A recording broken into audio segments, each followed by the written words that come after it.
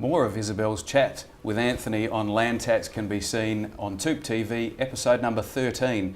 Now joining me in the studio is my friend and colleague, Lou Toop. How are you, Lou? Happy New Year, Tim. Thank you, and you too. Good to see you. That's right. Yeah. Lou, some of the topical issues at the moment to discuss, the year of the investor coming up, they're saying. You're referring to the article in the paper earlier in the week? Yes, absolutely. We've had a bit of a drop-off in the home buyer boost, and we expect that the investors might take up the slack there in that sort of market. Are you experiencing any changes at the moment? Well, I think it's fair to say that the investors have probably sat back thinking we'll just let the first-time owners have their shot, and now they're tipping that with them back to the base grant that they're probably going to be back in the field and and the investors will then be more competitive. Yes. Are you getting a feel that there's been a change in price? I know it's only early days, but any change in price to those sorts of properties?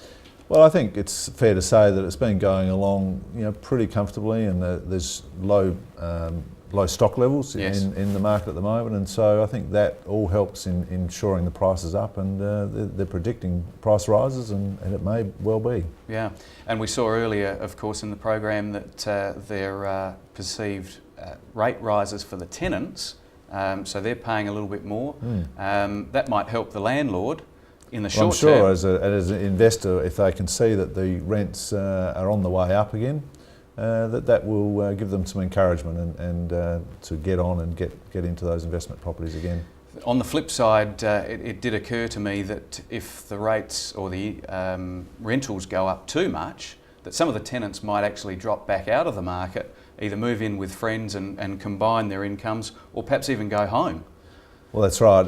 I think we're in for some interesting times this year, and it's all pretty positive, really. It is positive, yes. A little bit of a balance there. What about, how do you think perceived interest rate rises might play on the market over the next 4 or 5 months? Well, I think everyone's had the idea that we're going to see some interest rate rises, and so they've all been planning that, and I think factoring that into their decisions ahead. Yeah. So I don't see that it will worry the market too much. I think they'll work with that. The other interesting thing, I guess, what we did see last year was certainly a very, very low supply level of properties, and still a lot of people out trying to buy, and so that pushed our prices up a little bit, and of course there was an article in the paper on the weekend suggesting that metropolitan median price had grown by, I think it was 6.25%.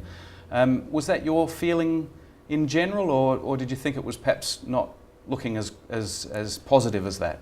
Well, I think we've all come through this period where it's has been uncertain times, and the thought that the market has been continuing to grow is something that many people have been saying, well, this is not happening, it's just fairly flat market, but I think that's a pretty good, solid result, really.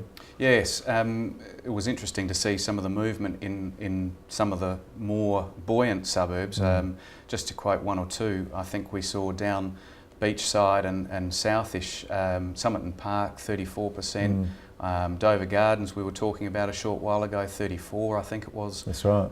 And the like, there's some pretty big changes in value. Yes, and in different areas too. I noticed there was one out at Williston, sort of out to the north, so right across the area of the metro area and pretty beyond. Broad, isn't it? Yes, it is. Yeah.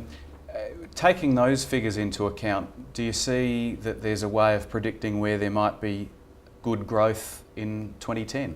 Well, I think, as we always say, that you look around the CBD and in proximity to those suburbs, but certainly the ones that have been Somerton Park and Dover Gardens and those other suburbs, you would often have a look at the surrounding suburbs to those, because you might just see some growth there. Okay, so the idea would be that some of those properties are going to be dragged along by the increase there. That's right.